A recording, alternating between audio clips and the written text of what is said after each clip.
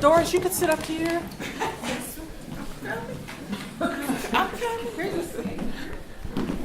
Please gather around. I really appreciate that.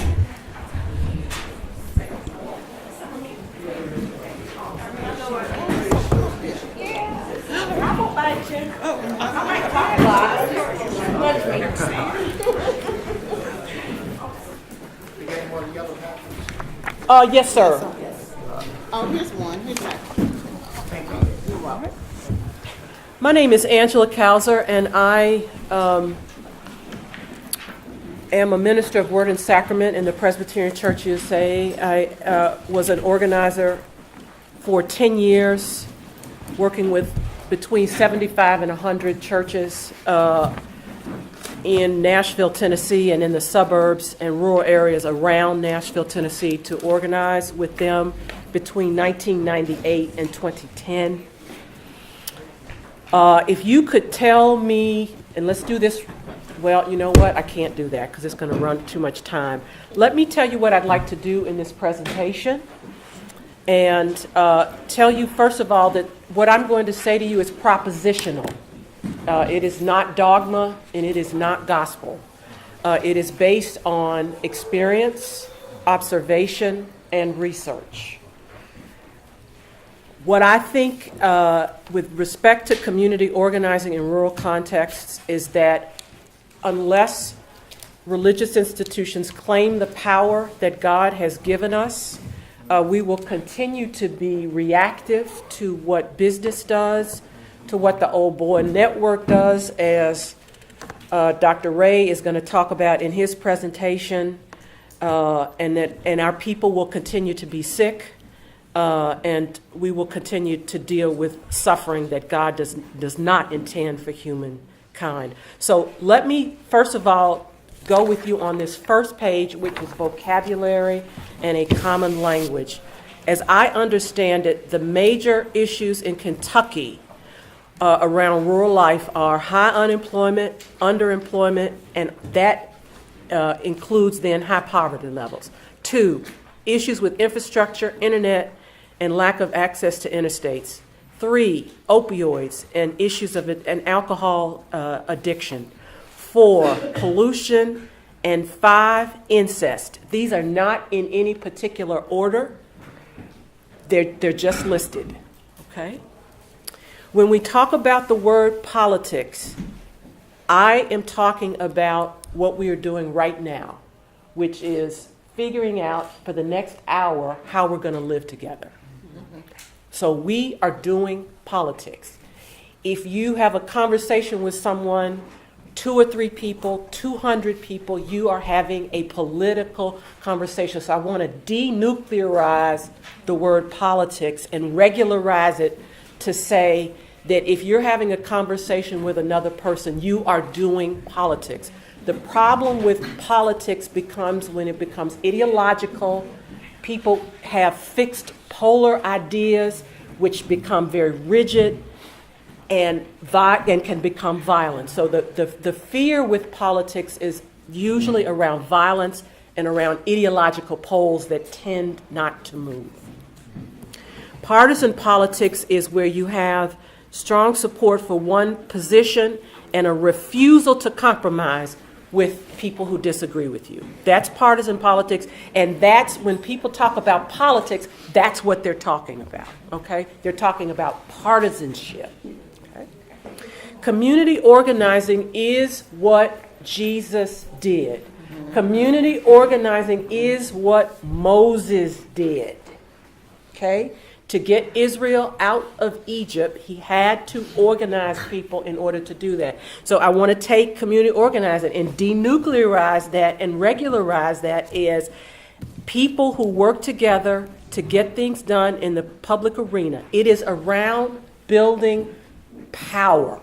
I am not going to talk about empowerment. I am going to talk about power, because God did not give us a spirit of timidity, but a spirit of power and love and self-control.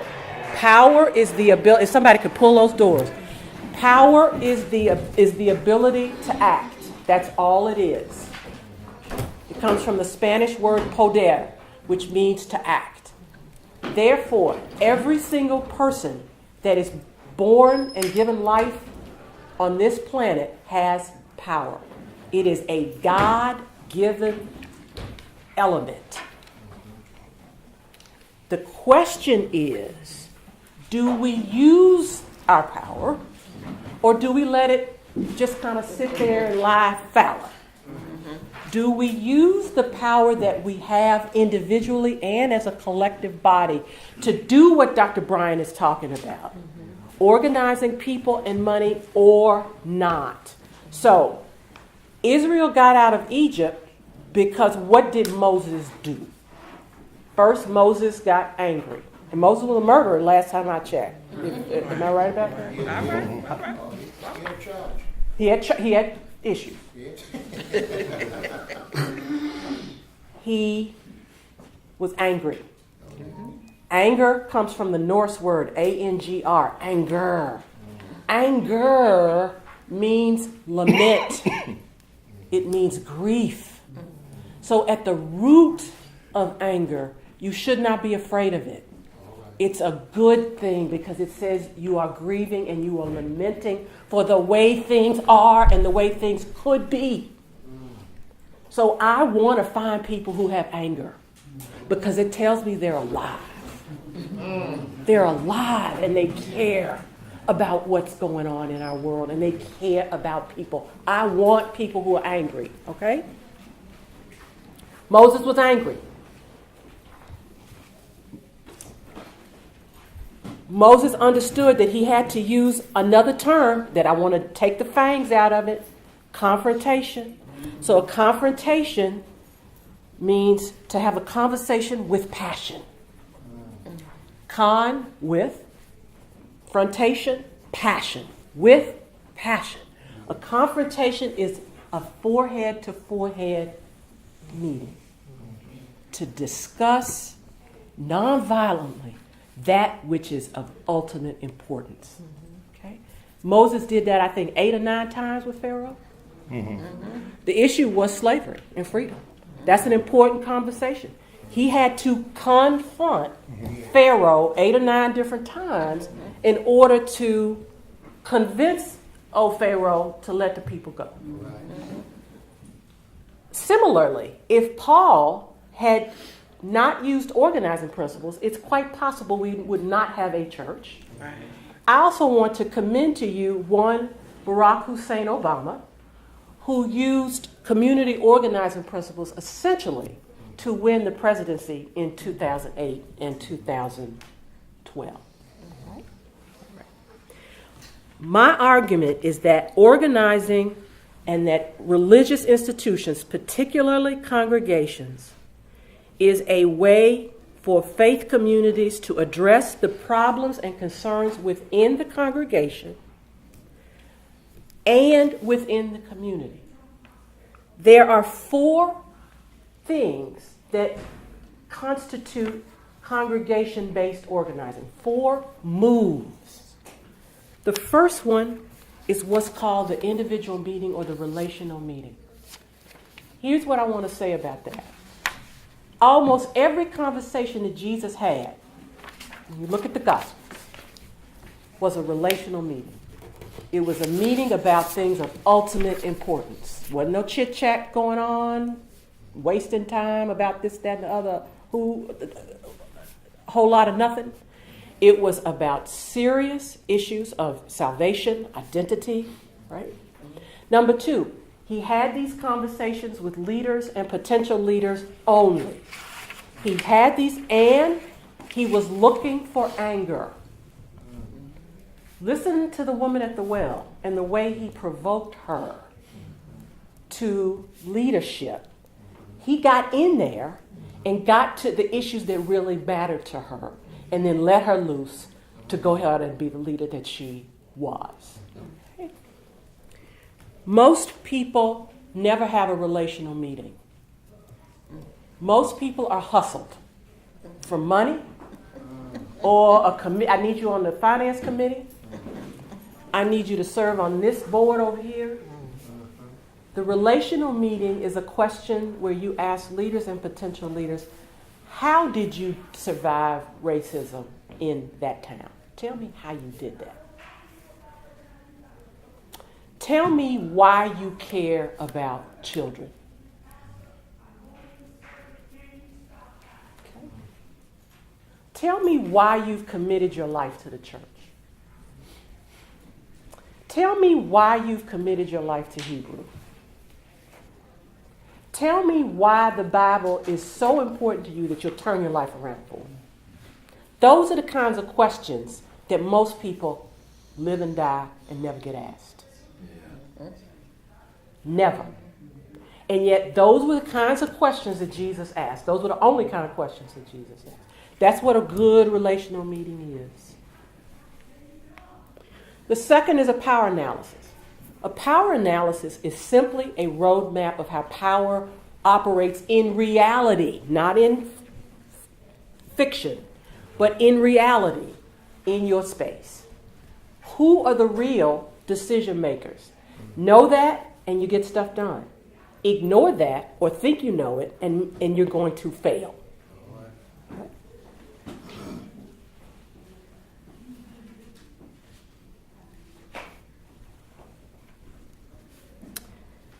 Teaching and training. So I want to push Dr. Bryant and say, I think that if we were to institute and teach our pastors how to do congregationally based organizing by teaching them how to find and develop leaders. If it's 9 people in the church, find and develop leaders.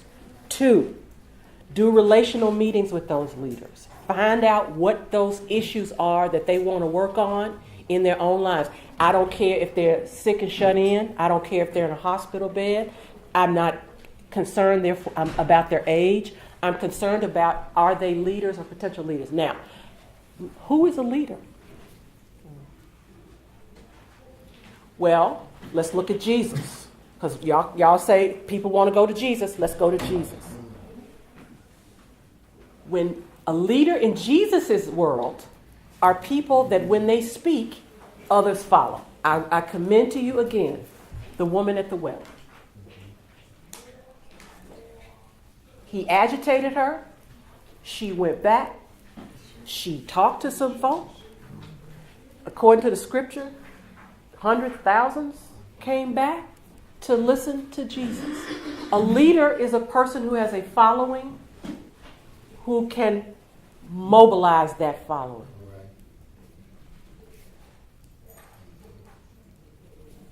They may not have a title. In fact, sometimes they don't. And sometimes people with titles are not leaders. Yes. Is that right? Yeah. Why is that? Because on this side of Jordan, power is organized people and organized money. Let me repeat that again.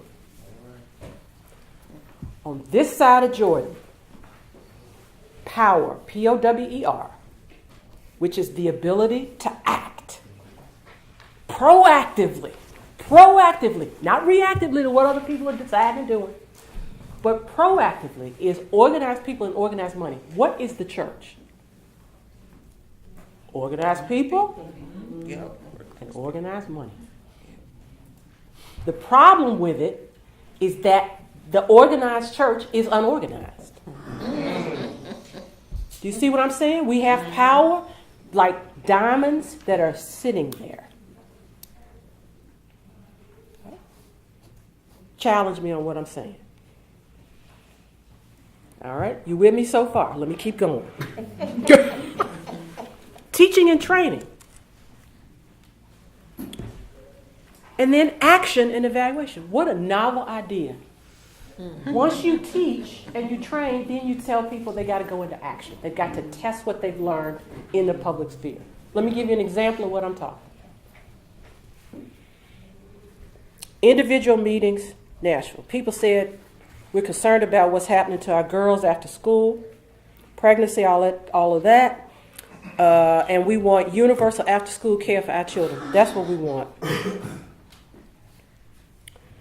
School teachers said, we don't have any paper, we don't have any Xerox machines, we don't have any chalk, we don't have any computers at work, we don't have anything. And we've been screaming about this for 800 years, and we need help.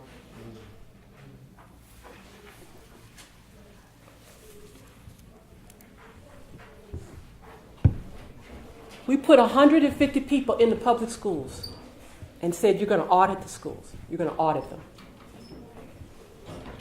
When we finished with the audit, we have 5,000 items that we have found that needed to be fixed. 5,000. We did a power analysis of the public schools and said, initially, the school superintendent was a person we thought we would negotiate with, but that was wrong. It was the mayor.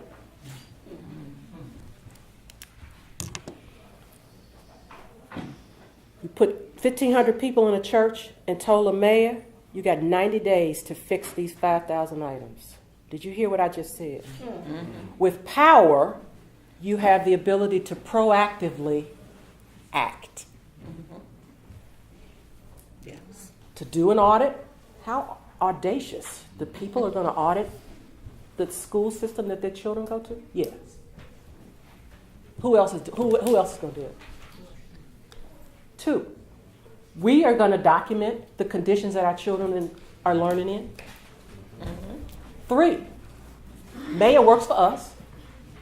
Mm-hmm. Now, we're going to test this in the rural area. Because it gets dicier in the rural areas. But I'm just showing you how it worked.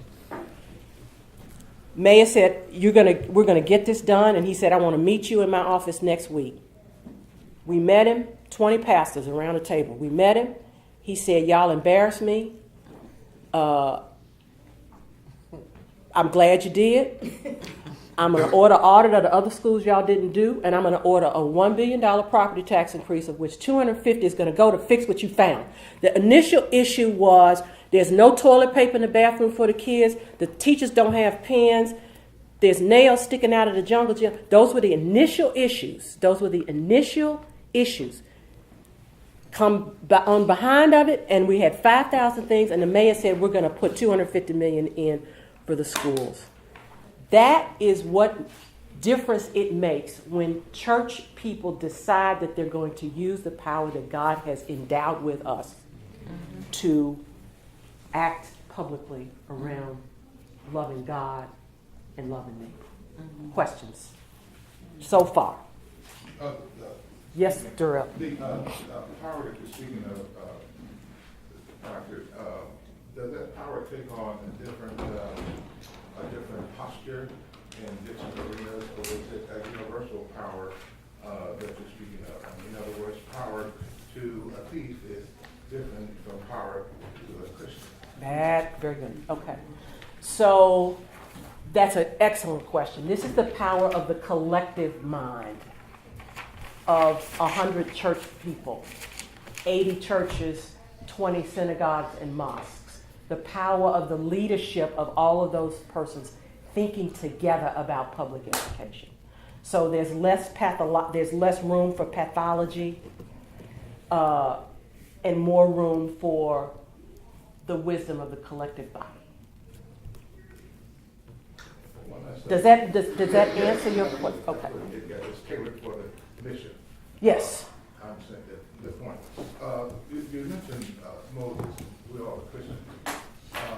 And Moses, he had some real problems, especially, when he started off. He kind of took things into his own hands, and he wasn't very successful. Mm-hmm. He killed the Hebrew and blah, blah, blah. And then after he went through his backside of desert experience, he was pruned for the work to be done. My point is this. And I kind of heard a little bit in our roundtable up front, a little bit of a fear or maybe discomfort about not having enough Jesus principle in what we do. Mm-hmm. That because it's not all of us, our power or our influence or intellect that's doing the work. There is some divine intervention and provision that's going on as well. Indeed. And we, I think, as followers of the true and living God, that is living, Yes. must be acceptable in His sight. Yes. Now, that doesn't limit you, that energizes you. Yes. That ignites you. Yes. But we cannot negate or be easy on that. Correct. So that's more of a statement rather than a question. Mm-hmm. That what we do, our attempts and how we tailor our approach to these challenges, Yes. that we do not leave out the core thing that has brought us all together. Yes. You know, Yes. that is our faith, Yes. eternal, forever living, Yes. provision making Yes. God through Christ. Yes. Yes. So I would completely agree with you. And so when we do our public work of auditing a school or having a big meeting or meeting with the mayor, we begin and end with prayer. We testify to who we are verbally, but we also testify to who we are by our physical presence, by 20 pastors, 18 pastors, 2 rabbis, to say we are Christians and Jews. We believe in the same God, but we also believe that God gave us some tools to make our world better, of which power is one. That it matters what happens to school children. It matters what happens to elderly folk, that they don't die destitute, alone, and hungry. It matters what happens to unemployed people, that they get a chance to have a decent life. It matters what happens to people who are addicted and suffering and dying. It matters. It matters to children who are being incested today. It matters that people stand up for them, that the church stands up for them. It matters. To our salvation, it matters. And so for me, that is the absolute core of my faith. Absolute core out of which everything else flows. So in those public spaces, we'll testify to that. We'll absolutely testify to that. And then we're going to sit with the mayor and say, we want universal after school for every child in this city between the hours of 3 and 6 p.m. We want it free. We want it universal. We want it academically enriching. We want it educational. We want sports. We want arts. And we want the buses to pick them up and take them home at 6 o'clock so that our care, our love for neighbors is very specific. Here's the program we want. Church, your thoughts. Justin. Yeah, so when you speak of anger, Yes. and in terms of how that shows what you care about, I see how that's directly related to pulling out from people what is important to us, what we are going to demand. Yes. But when you go to the mayor or somebody else like that, Yes. it's not the same thing. You're not trying to convince them that what you care about is important to them. No. So can you say something about how their interests play a difference in how you have leverage or? So that's an excellent question. So their interests are around votes. Yeah. So you're not trying to convince them that what you think is important is a beautiful society. So you have to, so That's excellent. We represented 45,000 people in the city. He understood that. So we could have asked for Timbuktu, and he'd have given it to us because we represent 45,000 people in the city. Does that matter? Does that make sense to you? Yeah. What matters is votes and money to them. That's it. That's it. Principle, we don't talk about principle. We did with this particular person because he was a person of faith. So we knew we could go there with him. But I don't assume that I can go there with most business people or with most politicians. I just don't.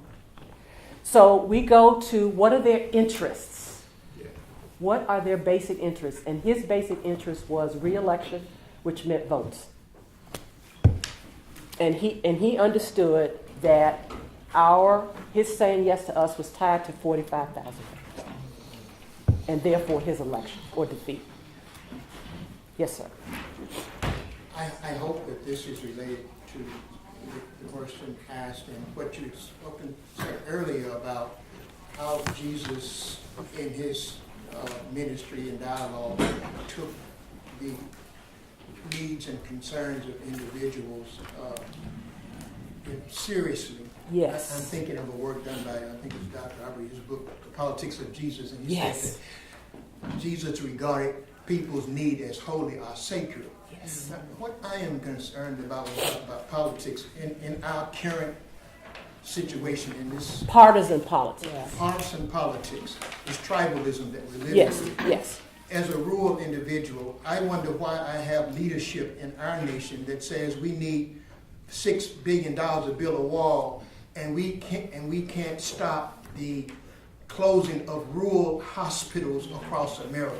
Yes. How do we address those kinds of concerns? And it's about his politics. That's what's going to get him reelected. So I believe that's what the talking heads are saying.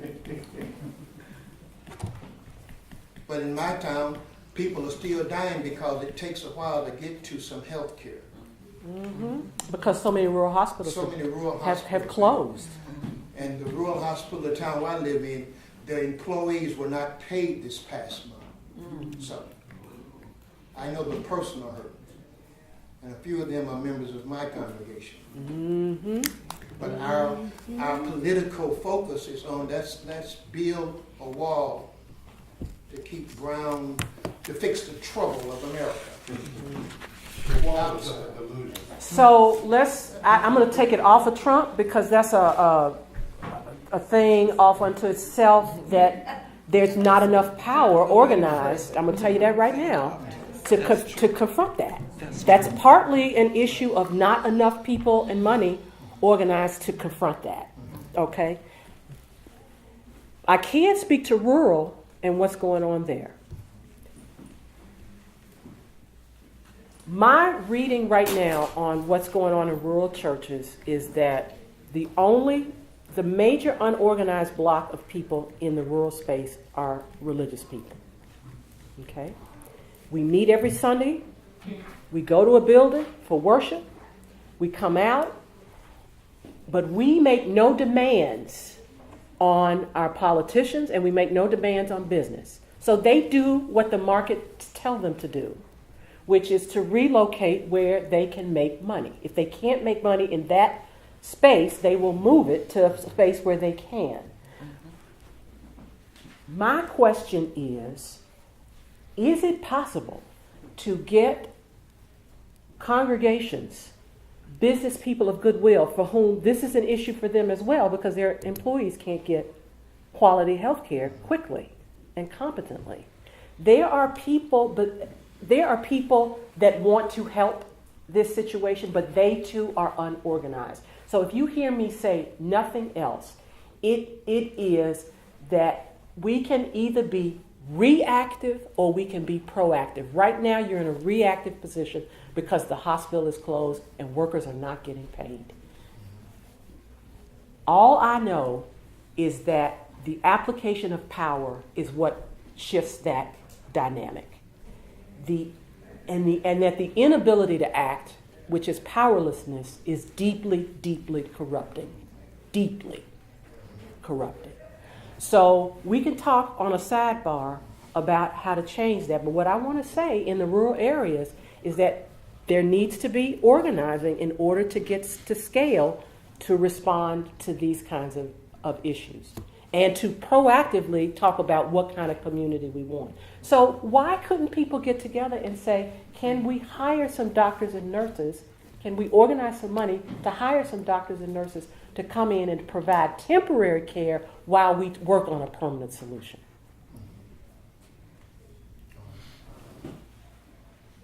Is it possible to talk to the leaders of the hospital that moved and say, why did you move?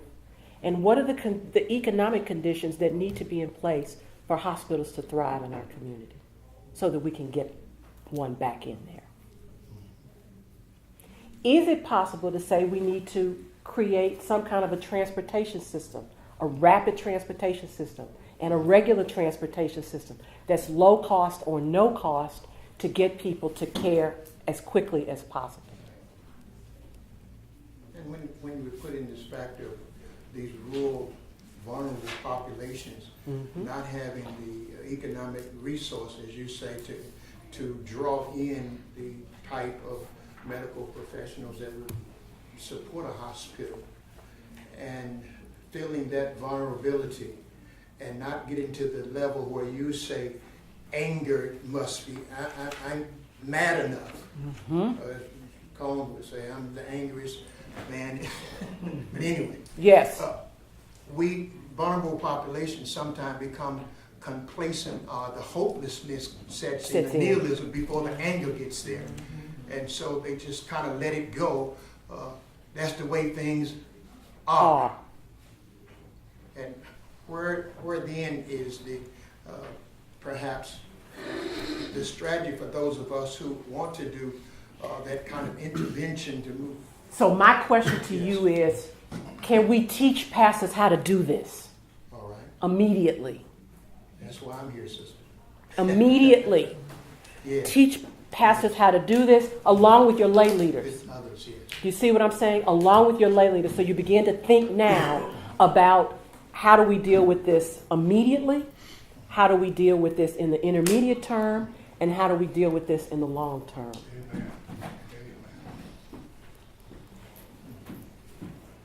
Leaders are people who have a following and who can mobilize that following. They also have a vision. They typically also are angry about something.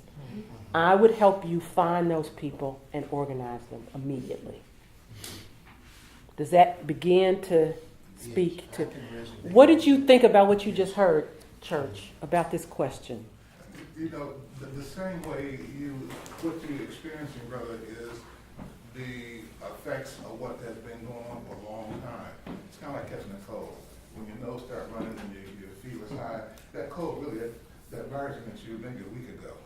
But you just now seeing it coming together. The same way the Civil Rights Act of 68, Fair Housing, and the Civil Rights Act of 64, and Voting Rights Act 65 laid the groundwork for Barack Obama, you know. So, you know, that was put in motion. The same way now with the Voting Rights Act 65, the teeth being taken out of it is making way for more like Donald Trump's.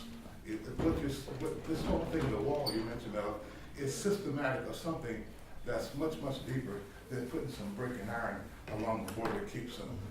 Well, I don't think it's about Trump as much as I think as she suggested. It's about the market that drives the Trumps of the world, of Trumpism.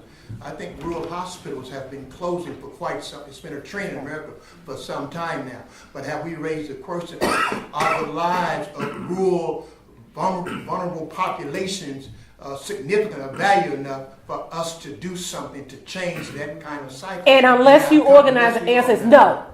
Yes.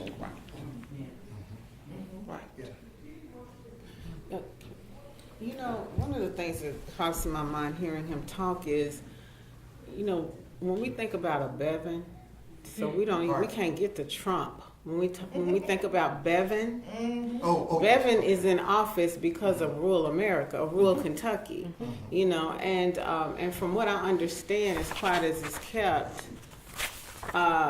rural Kentucky, even though they're suffering as a result of Bevan, they still are very much about Bevan. So I guess my question is, you know, where does that play into, you know, teaching people about organizing around just some of those basic issues of health and jobs and those kinds of things, and connecting the dots, so educating, connecting the dots on, okay, because this person is in this place, in this space, you know, that's part of why you're suffering, you know. They embrace a narrative that's killing them. Yes.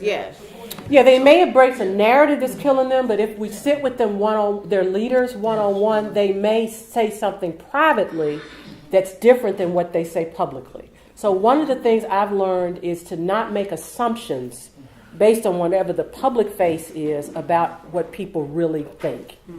So that would mean having conversations with people who on their face you would think would disagree with you. Okay? just in a street talk, I just think rural America has been and is being played. And I agree. don't think I agree. So let me give you, I agree. So let me give you some statistics about Kentucky. 44% are Republican and lean Republican. 44% are Democratic and lean Democratic. Did you hear what I just said? In Kentucky, the state is split there. 42% have a conservative ideology, 29% have a moderate ideology, and 23% have a liberal ideology. So the moderates and the liberals are larger than the conservatives. Let me repeat that again. 42% are conservative, 29% are moderate, and 23% are liberal. So that's 29, 39, 49. 52% are moderate and liberal in Kentucky. Okay. And there may be a reason for it, Dana, because they don't see anybody standing up with power for their lives. What I can see from having pastored in a rural community and the Bevan issue, propaganda. Yes. News outlets. Yes. And even in my own small congregation, there were people that I could not believe that would have voted 45 into office. Right. But as their pastor, as their spiritual leader, I was basically told, be careful how you tread that water. Now they complain, and then I would ask, why are you complaining when you basically put the nail in the coffin? Uh-huh.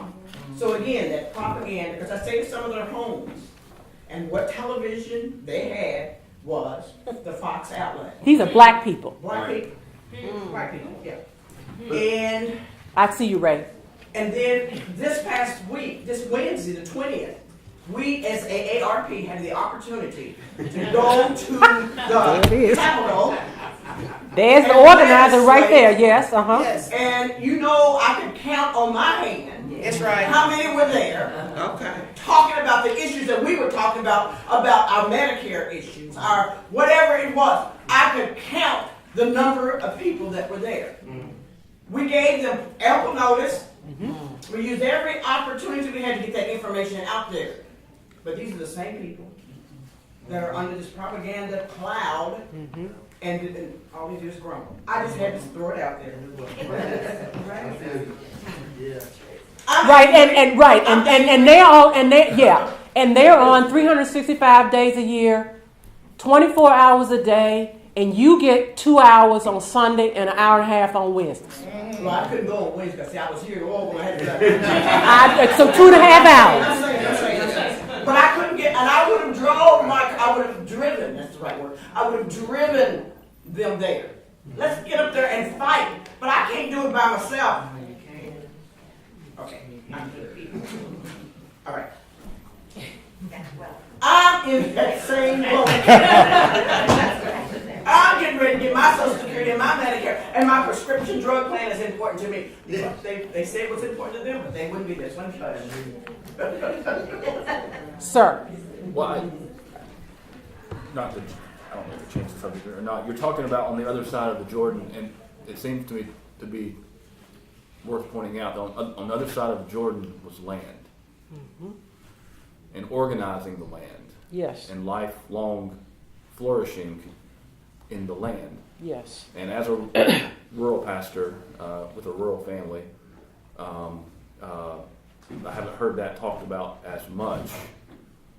What the role of the land is on this side of the Jordan, not just the money, but flourishing on the land. It's flourishing and our flourishing for a long time. And so I don't know if that plays in, but I would add that to your people and the money. I would add land, and they all go together. But I was just curious what you thought about organizing out where we are. Land is what swings the hammer, and not the other way around. So. And there are issues of land loss. Which is tied to people loss. Which is tied to people can't loss. be cared for because the sons and daughters leave. They don't come back. They don't come back from here. They don't come back from these places. No, they don't. So y'all can talk about us in rural, but y'all take our people and keep them here. And they don't come back home. I see you, sir, but I wanted to get to Ray and then you, sir.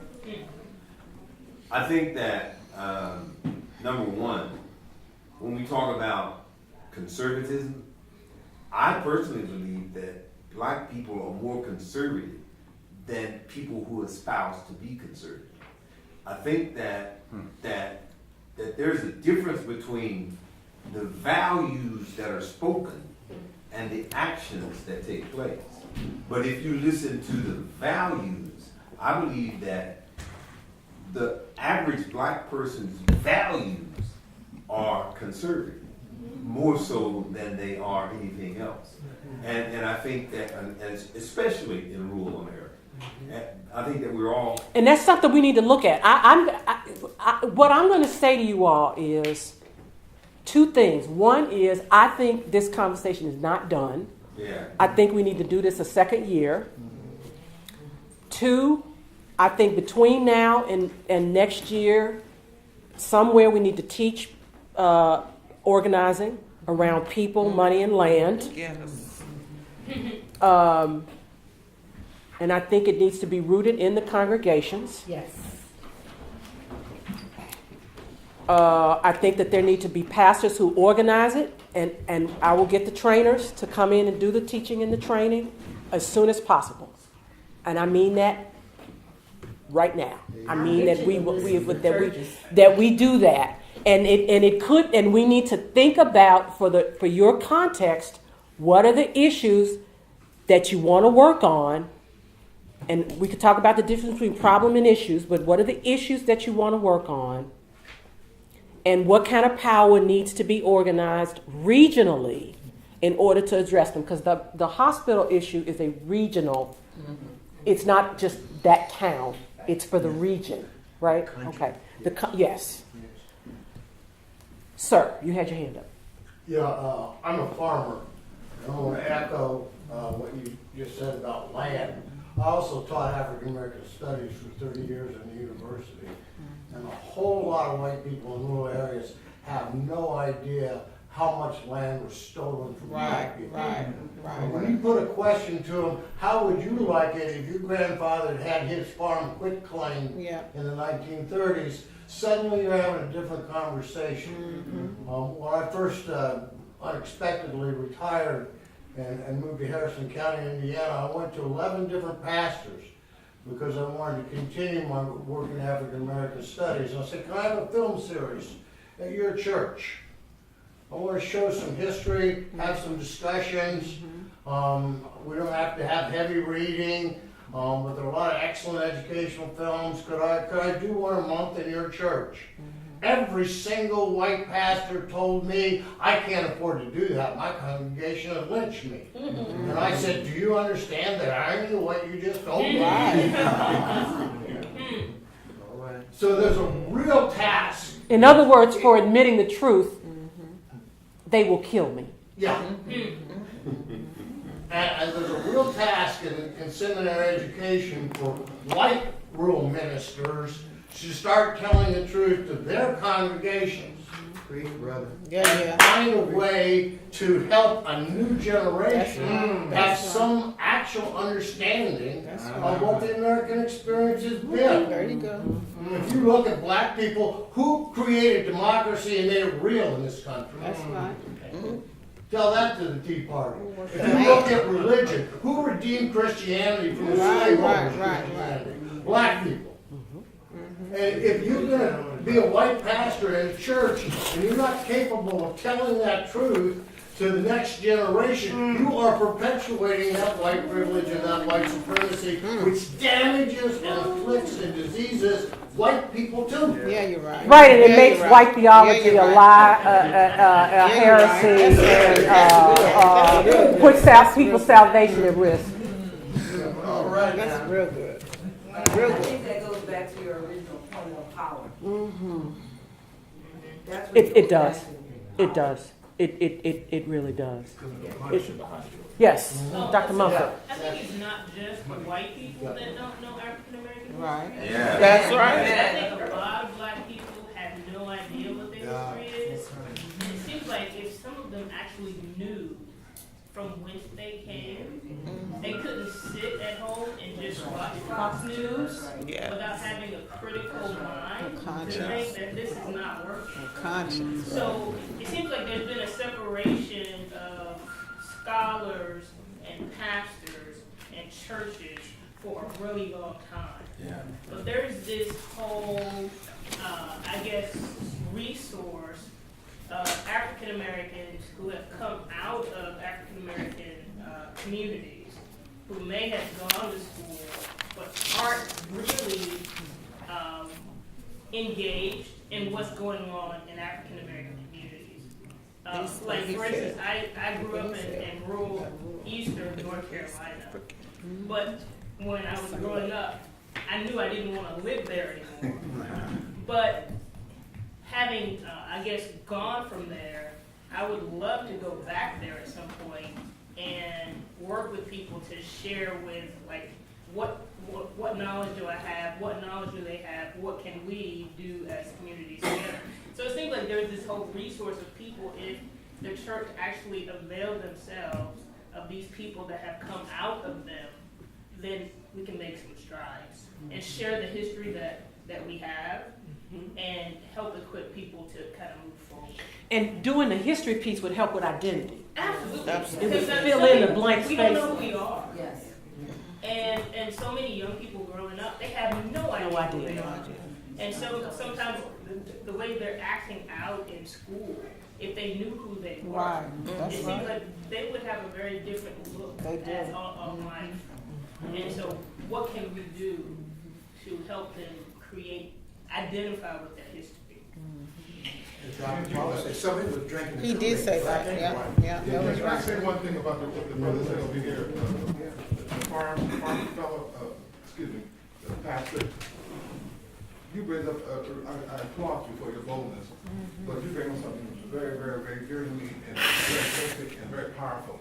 It boils down to money. And once if you're a broker and you don't have the power, you are a beggar, you know. I'm a small business person, and money is only good for one thing. It buys influence. What it buys deteriorates and left in its life. But what it does do, it gives you influence to do the things the sister just spoke of. You know, that's the only value in having money.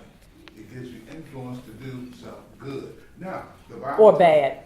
Or bad. And what it does, because if your God is your belly, then you do as the facilitator Andrew said, you do that.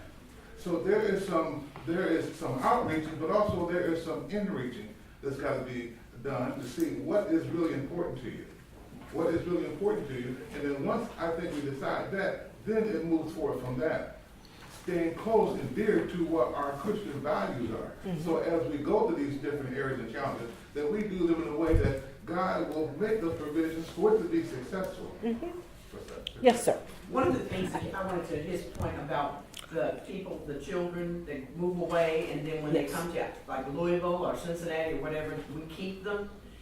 My community, there was nothing for them to do. They didn't want to farm anymore. Yes. So what they decided to do was, once they got their education, they stayed in the Dayton, Ohio, the Columbuses, the Indianapolises, or whatever, because they said there was nothing for them to do. So then there's this handful of people that are still there. Some of the young children are coming back. I say young, they're 36 and stuff like that. But most of them stay because there's money, there's jobs. At least that's what I found in my community, which was the West Bend community. Yes. So, I mean, there was all this farmland. In fact, one of the largest homes and the largest groups of family there that could be, most of their kids have moved away.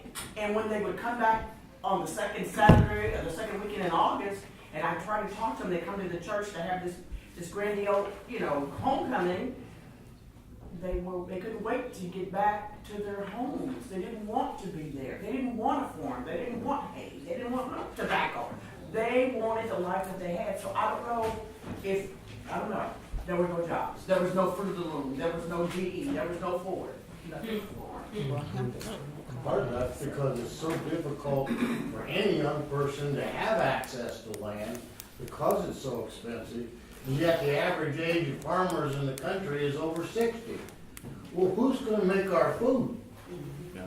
And probably the only worse crime than TWB is FWB, And farming while black. And if an Amazon Because warehouse, everybody looks down on you because you're not making any money. if an Amazon There's a warehouse is reason the people answer, say you bought the farm. then we're in trouble. Sir, let me get Doris. Okay. Okay, one of the things that I wanted to lift up is because I understand that the conference here is mainly about rural African American churches, but I also want to lift up that there are urban African American churches that are experiencing the same problems.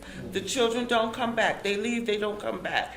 The land, they have land that they're sitting on, as you mentioned, but there's nothing they can do with the land because of gentrification and other problems. And there's also the issues of least we forget, as she said last night, least we forget. People come, they make their money, and they go away. So a lot of the issues with no hospitals in the area, with no being food deserts, hospital deserts, fresh produce, there could be a way for urban and rural churches to work together, because we are definitely stronger together than apart. And there's a way, if the urban churches and the farmers have this produce that you know that we're not getting at the urban church in the city, let's form a partnership. And my theory is you dig down, you're going to meet.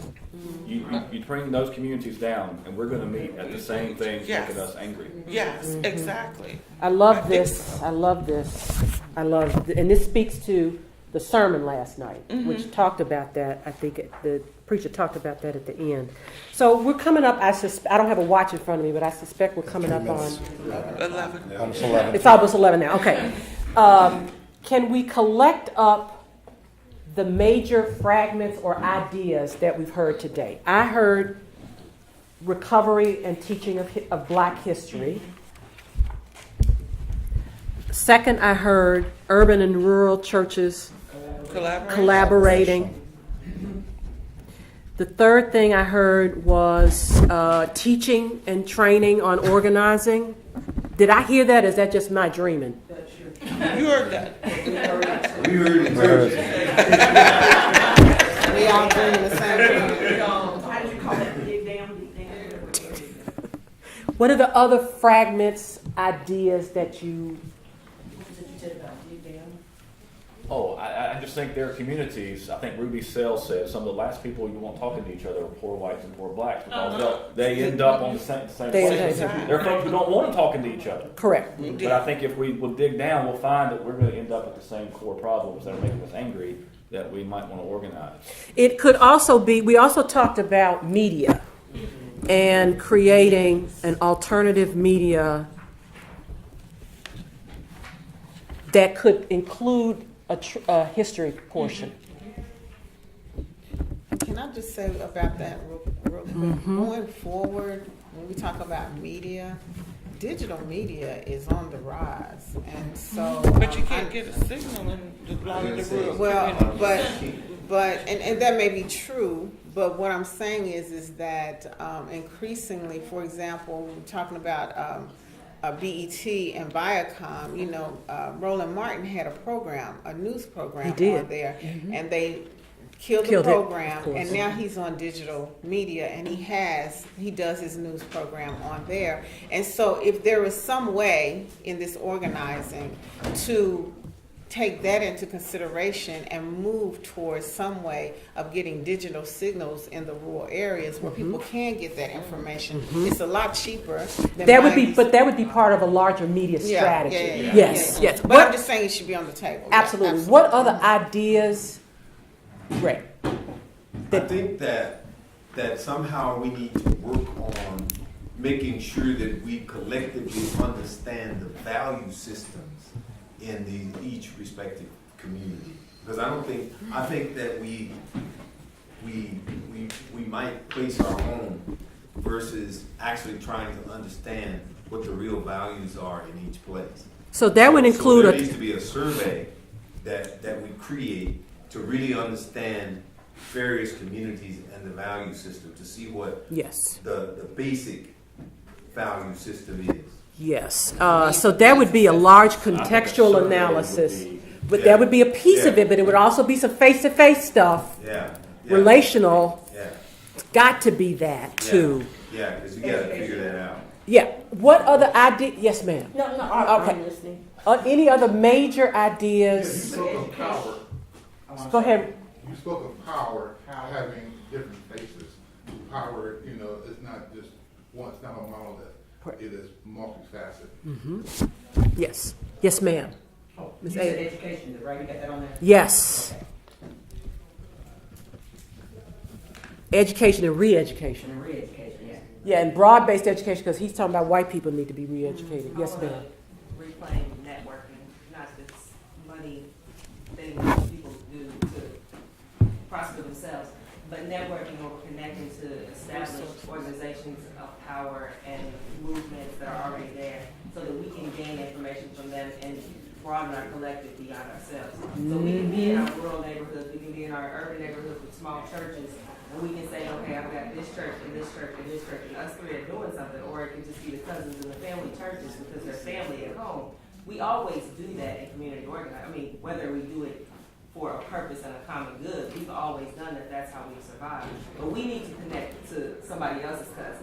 We need to connect to the cousins of the next neighborhood, the next community, the next church, the larger church. Because if we are the black church, who are we? Where are we? Why are we so isolated in this place, in that place?